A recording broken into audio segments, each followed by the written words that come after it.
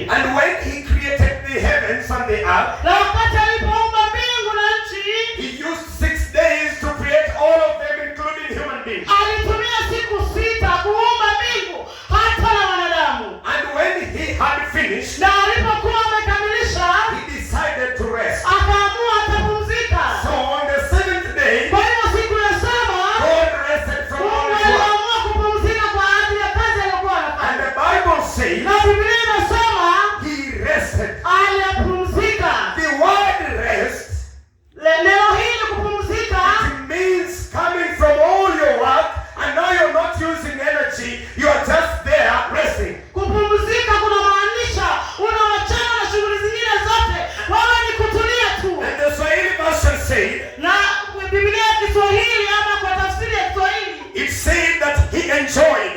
na inasema kwamba alistareheka. And when he enjoyed, he blessed that day. Na wakati alistareheka, alibariki hiyo siku. I'm talking about the Sabbath. Na ongelea kuhusu siku ya Sabato. Amen. Amen. So we all know that God rested. Na sisi sote tunajua kwamba Mungu alipumzika. Did he rest so that we can come to church only Kwa hiyo yeye alipumzika ili tuje kanisani pekee on the 7th day?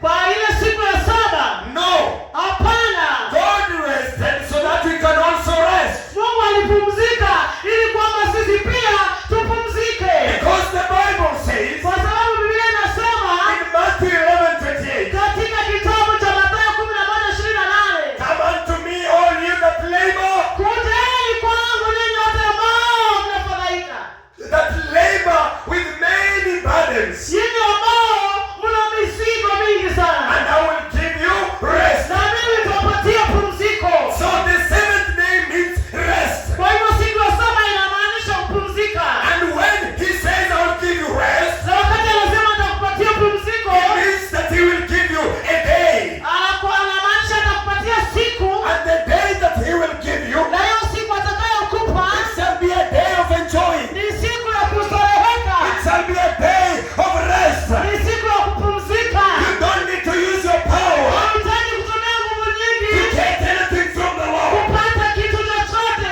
You shall rest. Wewe utapumzika. And people sang the song and said, Na watu wakaimba wimbo wakasema, natanga tanga bila kupumzika. na I am walking and doing, I'm Ni laboring. nani aliyeniumba mimi? Who created me? Nani aliyeniumba mimi? Who created me? That songwriter, Wimbo huo baadaye, the songwriter, yule aliyeandika huo wimbo he was revealed. akapata He had been revealed a revelation akapata ufunuo from the Lord kutoka kwa Mungu that he wanted to rest.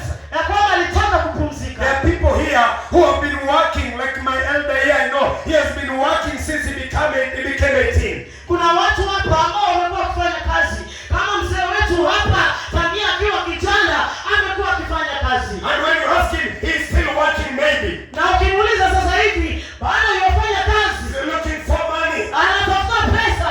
Can we find a place of rest? Tunaweza pata mahali pa kupumzika. Can we find a place that we will not be wondering that we will eat tomorrow?